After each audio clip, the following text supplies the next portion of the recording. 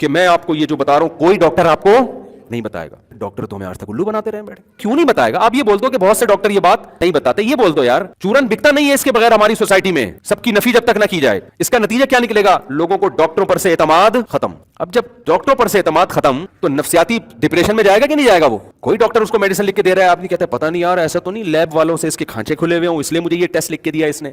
تو اسی طرح مولویوں کا بھی ایسے ہی ہے بھائی, مذہب مولویوں ہی سے سیکھا جائے گا. انہوں نے ہی اپنے آپ کو دین کے علم کے لیے فارغ کیا ہے.